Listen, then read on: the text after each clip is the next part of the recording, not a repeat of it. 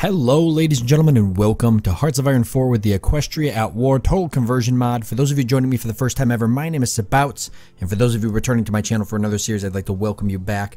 Equestria at War is, as I said earlier, a total conversion mod for Hearts of Iron 4, and I have been playing this game on my free time, or this mod with Hearts of Iron 4 on my free time for quite some time now.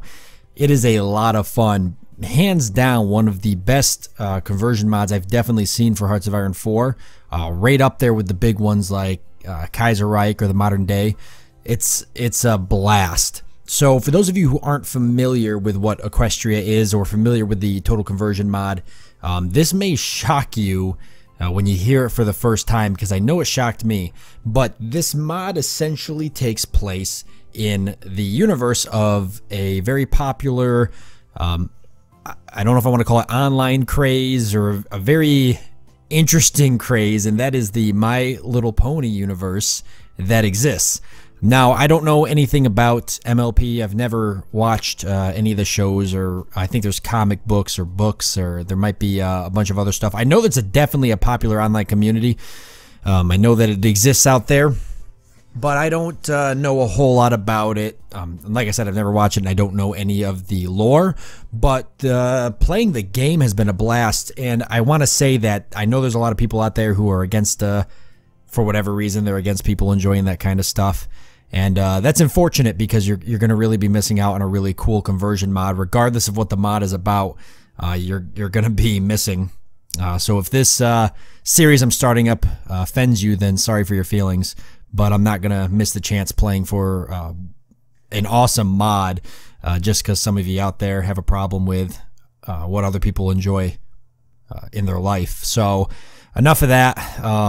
Yeah, it's really cool, and it takes place all in that. So there's a lot of lore in this game, a lot of different factions, and we'll get into that as we get into it. As we get into the game and read some of the stuff. Any of the lore that I know is simply lore that I've read in the game playing it. I've probably played it 3 or 4 times now, and I've had some luck with it. But let's go ahead and jump in. We're going to start a new game. So going through, you can see all of the different countries. I've got to say, first of all, that regardless of the fact that this is all My Little Pony, these are really cool looking. I mean, it's really great artwork. A lot of hard work's been put into all of this. Let's go ahead, though, and jump into the actual map. You can go through. They've got, like, Equestria, the Crystal Empire, Stalingrad, Changing Lands. There's a lot of really cool stuff. But I'm not gonna, eventually I'm gonna play a lot of these, because I really do want to play this a couple different times and play through some of the different ways, because there's so many different ways to play it. But I already know exactly what country I want to play as, so we're gonna go ahead and jump into other countries and check out the map. Now, this is the Equestria at War map. You've got 2 major continents. A lot of these over here, they've got like Equestria, the Changing Lands, Kingdom of Olenia, the Crystal Empire, and over here, this is a little bit more of like a fractured state going on. You've got the Griffonia and the Griffonian Republic. A lot of these are individual states that will eventually form together to create like one super state. You've got the River Federation over here, just all sorts of different stuff, the Acterian Order, and whatnot. So what you probably already know from the title of the playthrough is that I'm going to be playing as the Dread League. The Dread League is a really, really unique and interesting way to play the game. And our biggest threat is going to be the Acterian Order. So the Dread League is essentially this group of necromancers, and they are raising like skeleton legions and dead ponies and all this stuff. And you've got the Acterian Order here, and the Acterian Order solely exists to stop the Dread League from getting past their border and essentially pouring out into the continent and taking everybody over.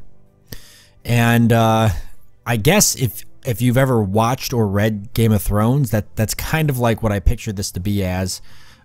Like the Dread League would be like the North, and the Acterian Order would be like the Night's Watch or whatnot. I've never watched the show, but I've read the books, the Game of Thrones books, and I really enjoyed them. So that's kind of like was a lot of inspiration for me when I saw this, because that's exactly what I thought about when I was playing through the different nations, but I played a couple of other ones over here and some over here as well.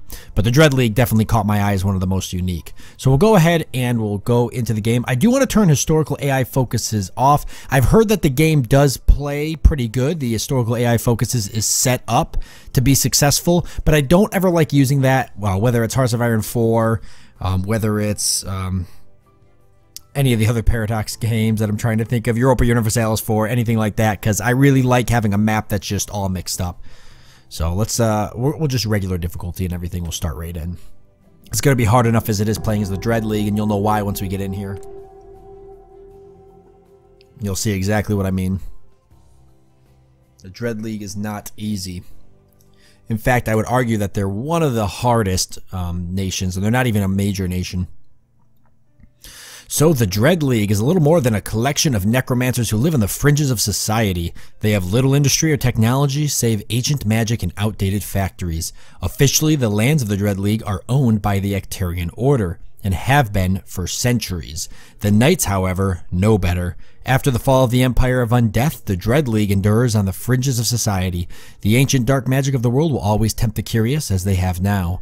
An evil, unknown calling has brought together necromancers from across the globe to the very spot where the Empire of Undeath was defeated long ago, the Frozen North.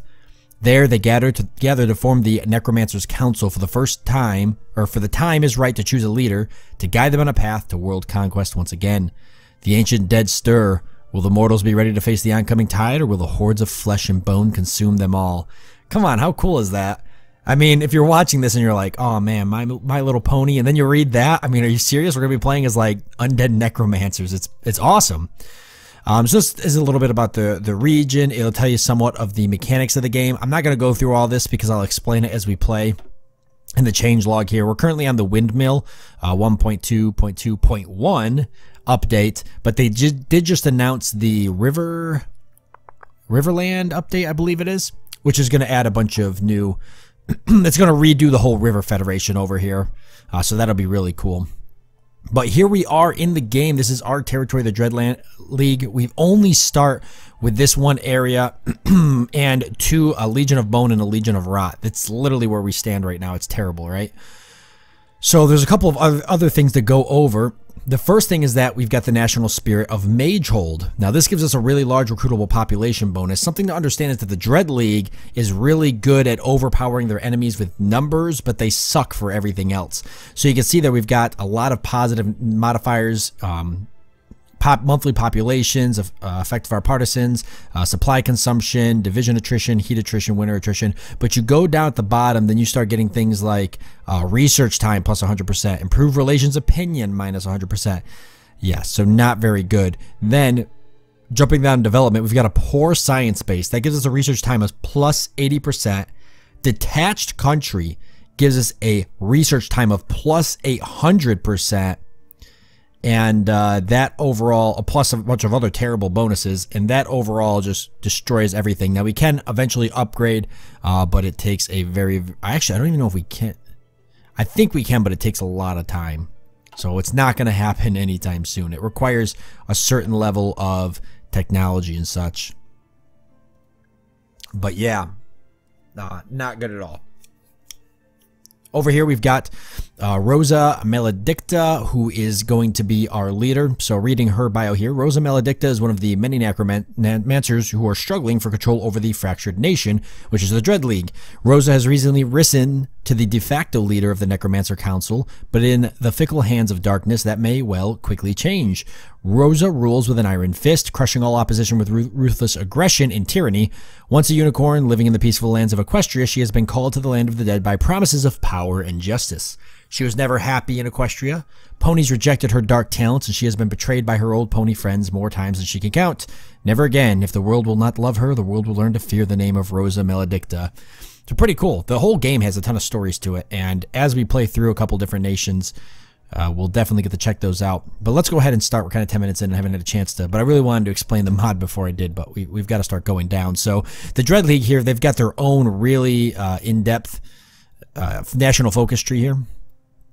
And there's a couple different routes to take. There's actually two routes that are one or the other. We've got the Coven of Blood here, and we've got the Society of Bones. One of them gives you like more like vampire type units, and they're stronger and stuff like that. The other one gives you more like skeleton legions, and then they overwhelm their enemies by numbers versus strength.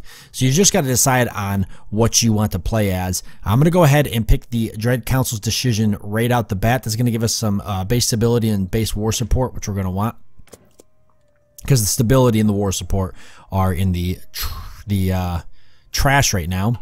There's a couple other stuff too. One thing is that we're going to want to go ahead and start up and get to speed 5, because it does take a long time for things to move forward. Next, we're going to want to go ahead and place these guys up here on the border and get them a general. I think we'll go with, there's a couple different ones here, some of them better than others.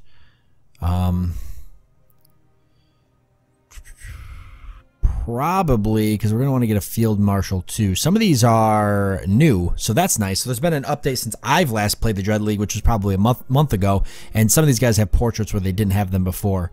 Old Guard, max entrenchment, leader experience gain though down, adaptable, terrain penalty reduction, cold. Probably looking for something like Windrunner. I think she'll probably be our best. I really do need a little bit more of a defense, though. So we'll actually go ahead and pick up General Volgar Bloodhoof. And then we definitely want to get a leader here. We're going to want to promote General Skelenor. I didn't pick her as a general because I want to promote her, make her a field marshal. We don't have her yet, but we will here shortly. We'll have her ready to go. All right. Now, next on our agenda, while things are ticking by, is to go ahead and go to the research. You can see here that we're currently using medieval melee weapons. Yes, you've read that correctly. We are using swords and shields and spears. We don't even have muskets yet. That's how sad we are. And it's going to take a long time to research, but it's really the only route to go. Now, in this mod, there is another... some of the technology tree has been updated. You can see there's some different names for a few things. We've got magical weapons here and such. Over here we actually have magical technologies.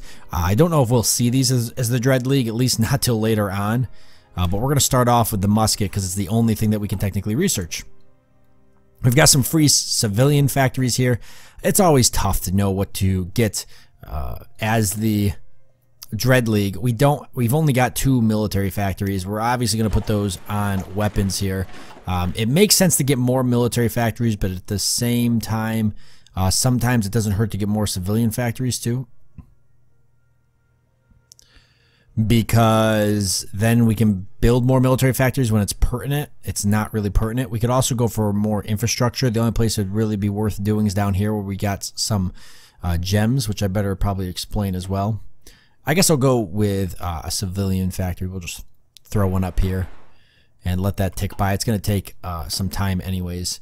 And then, yeah, immediately we got to get some skeleton soldiers training. So we'll go ahead and add some there. Probably, we've got great manpower. It's just going to be equipping them. That's going to be our biggest issue. But let's get 4 of them going. That seems to be fine. As for location, we'll put them right up here in the front line. It's going to make the most sense and get them out. I'm not going to do zombies. I'm just going to do skeleton soldiers. Zombies are essentially, well, for us, it's not going to work. They're reserve units and stuff. They're templates, and it's just not going to work for what I'm doing. Griffin Liberation Army took 4 states already, so there's civil wars ending that were going on. Let's go ahead and give these guys a front line. We'll just do this for now. And we'll give them a... I'm not going to read all of those because I know kind of like which ones are important and which ones aren't. And none of those are really pertinent to us. They're just things going on in the world. So, you can see that the Acturian Order here starts with like a ton of forts. It's going to be a problem for us. We're going to have to deal with. We've got some rivers here. So if we were going to make a offensive line anywhere, it'd probably be right across to here. Right up against the rivers. So that'd be the best way to do it. I'm going to quickly go ahead and go into the audio. There was a way to turn off certain music. I'm hoping that I don't have any copyright issues with music. I'm actually going to turn it down. I'll have to look at that. I know there's a way to do it. I'm just not I'm not finding it, but I know it exists because I've seen it before. Somehow I've seemed to have lost control of it, but I'll get that for the next episode. But I'll turn that down now so we don't have any issues. But yeah, okay. What is next here? We're making the divisions. We're working on the Dread Council's decision. We don't have enough political power yet to pick any advisors. Okay, so the Emperor is dead. That's the Emperor of Griffonia. I believe, no, I'm sorry. Let's see. After Griffonia Emperor Grover V passes away in the Imperial Palace. Yes. So he passes away. And then the Icturian Order here, they've still got Headmaster Tyrogue.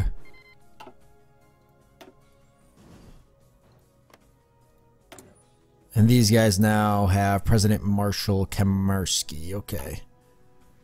And then over here, we've got Equestria, the Changing Lands, Kingdom of Alenia. I've talked about these guys before. Equestria is like your, I guess, like your main pony empire, United Ponies Alliance. It's got Celestia. Princess Celestia is their leader. And they're kind of like, I don't know what you would call them, the America of this continent here. But you've got like the Changing Lands. They're more of like a fascist area. You've got the Crystal Empire, which is a little bit more aligned with like Equestria. Same with the Kingdom of Alenia. Stalingrad, which is like your communist faction over there. So there's a couple different things. Unassigned divisions. Great. So we've got our 4 divisions. We should have more coming right along. Definitely going to throw them in our army, though, so they can get up on the front line there. And really hoping for this national focus to dump in. So playing the Dread League is a little bit of a waiting game. Not too much, though. I generally like to hit pretty quickly before the Icturian Order gets a little too far ahead of themselves. So this is actually what I was waiting for. So it says, in the waning hours of sunlight in a torchlit forum, Headmaster Tyrogue had called for a national address to the Icturian Order. He was to address the nation over the growing issue of the Dread League. During the announcement the following morning, the Headmaster was shot by an unknown assailant in the crowd. The old griffin did not survive his wounds as he bled to death on the altar's podium. A changeling of unknown origin, it could not be traced as it fled the scene with thousands of ponies and griffins watching. How will this change the Icturian Order? We do not know. The future is never certain in these dark times. This news is most pleasing. We should act immediately. So that fires pretty quickly, and it's unfortunate because, well, it does help us out, but it's unfortunate because, you know, you want to take advantage of the fact that they don't have a leader and try to hit them as fast as possible. They just got an interim government right now. Which gives them a ton of negative modifiers. So I usually try to get there as fast as I can and try to hit them nice and early because they actually have the same tech level as us and everything. They're not that far ahead in terms of their tech level. Remembrance of the past. So they're working on remembrance of the past upon which the dead do not cross. So hopefully they don't go that route. They'll have to come back and get these ones if they want to.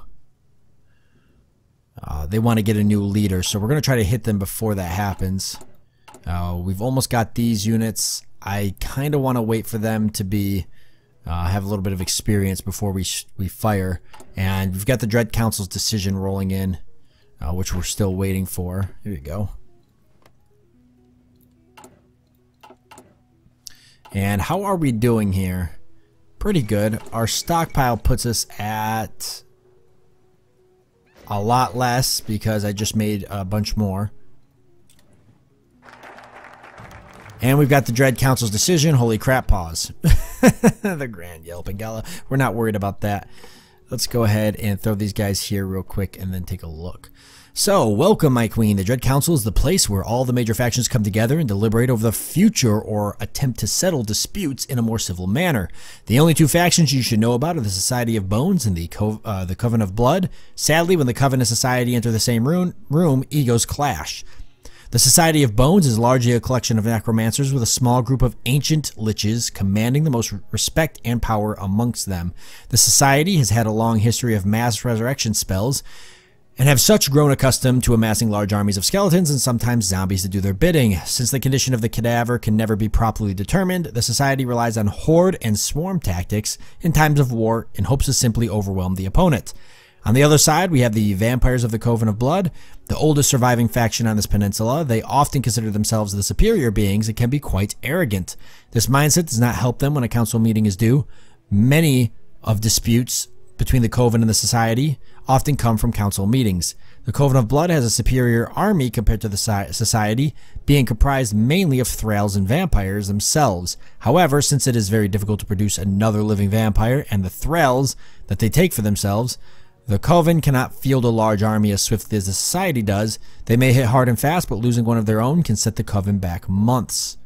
You have a difficult choice ahead of you, my queen. We hope you choose the one which is best suited for you. You won't be able to turn your back on the one that you decide to associate yourself with, so decide carefully.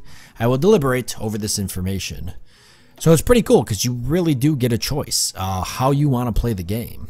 And then there's the middle option, which you get to take no matter what, and that just helps with a lot of different stuff. First of all, we're going to get that field marshal that we want, and then we get a couple of different generals as well. No, I could go for the field marshal. It's not a bad idea. I might just get the Society of Bones. There's also the send those ghouls to the schools, which you can send ghouls out and you get some additional. You actually you lose some research time, which is great, but it's really not a lot when you've got like negative 950%. Negative 950% research modifier. Taking 50% off is like, oh wow, we saved ourselves, 4 days. But yeah.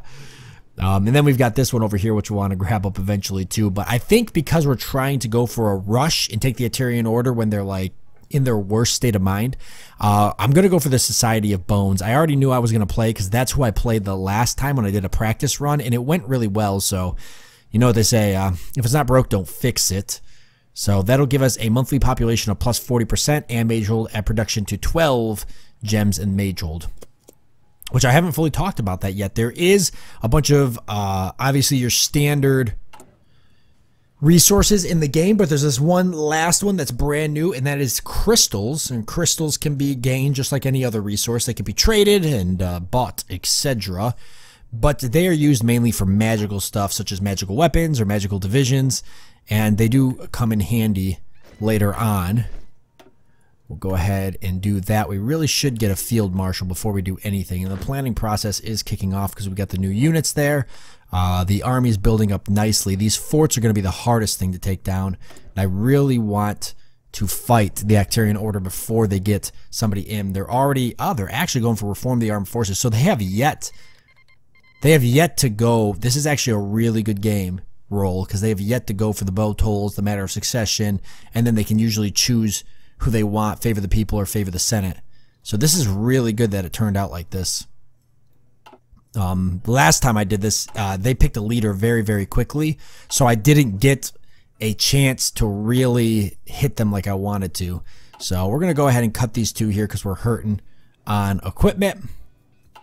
So we won't... manpower is called pony power, by the way. Just keep that in mind. But yeah, we've got a pretty bad negative stockpile, but we're still working on more infantry equipment. How is the civilian factory going? When does that say it's going to be produced? 10/14. Yeah, wow. So that goes to show you how bad it can be. You know, you do not start out in a good place when you play the Dread League. But if you could take out the Aterian Order, it definitely helps a lot. All this is looking pretty good. And that's nothing to do with us. We've got a decent amount. 198 days till muskets.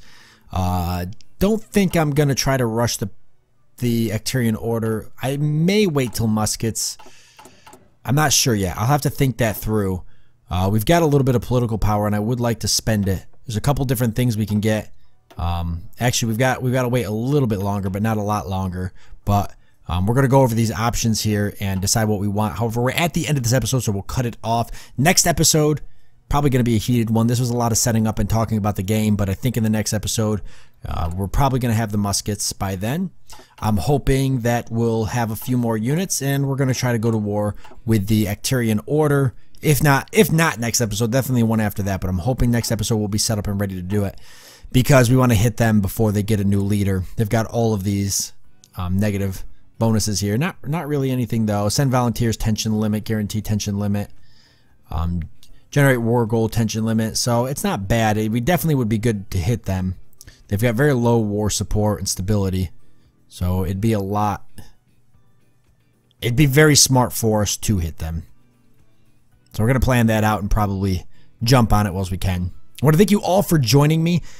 Do leave a comment down below in the comment section. Let me know what you guys think of this mod and of the game in general. I really am excited to bring this one to you guys. And then I'm also excited to play a couple of the factions. So at the end of the series, I'll be asking for what you guys want to see next. But if you want to let me know now, that's totally cool too. I'll be going through and reading and commenting. I read every single comment, so it means a lot to me hearing from you guys and hearing you guys enjoying the series. I want to thank you all for joining me. I hope that you've enjoyed it. Look forward to seeing you next time.